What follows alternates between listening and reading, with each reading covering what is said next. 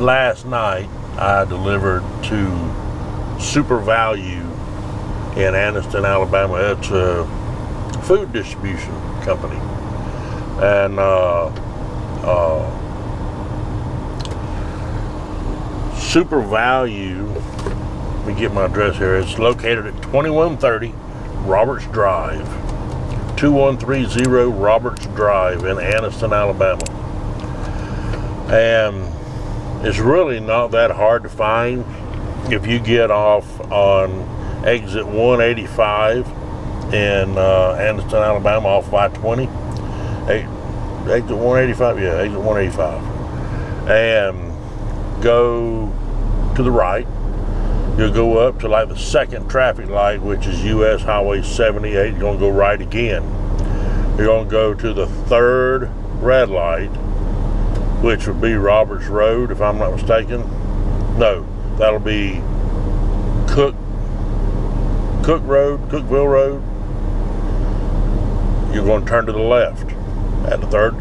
So get off the interstate, go to the right, go 2 red lights, turn right again onto US Highway 78, go to the third red light, which is at Cookville Road, and then go to the left. And Roberts Road is right down there on your right, and you can't miss it. Now there's procedures that you need to follow whenever you get to this place, and some of them are completely absurd. For example, as soon as you turn on to Roberts Road, go ahead and find you a place to park. If there's no place to park on Roberts Road, if you go just past Roberts Road, there is a grocery store up there. I think it's called Fred's, and you can pull into Fred's parking lot and park there and then walk back. But when you get here, you park and you walk your paperwork up to the guard shack.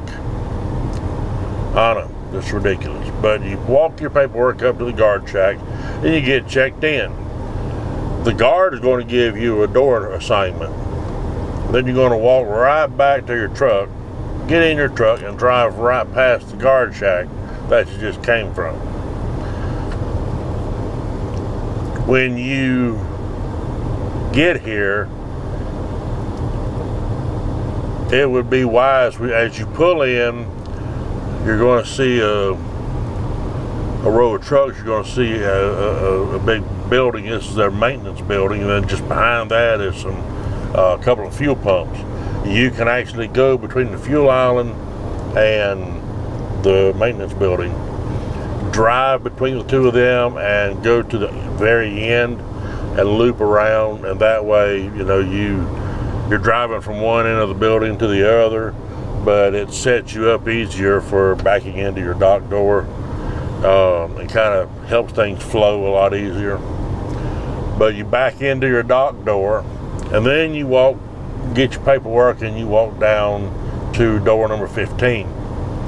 And due to COVID, they're only allowing 2 drivers at a time inside the office. So you go to the receiving office at door 15 and get signed in, and whenever they take your paperwork and they get you processed in, then the lady there is going to give you a piece of paper. You take that outside and give that to the lady sitting at the picnic table. She works for Crapstone Logistics. Yes, I said Crapstone. But she works for Crapstone Logistics. And I will tell you, these are some of the most insanely ridiculous, outrageously high lumper fees you've ever encountered. I had 7,900 pounds of styrofoam paper plates on. Wasn't even a third of my trailer. I mean, it was a very light load, it was a very small load. And they were not on pallets.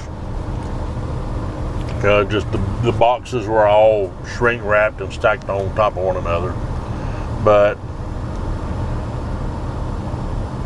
I checked in at about 8 p.m. Central Time. I had an 11 p.m. appointment.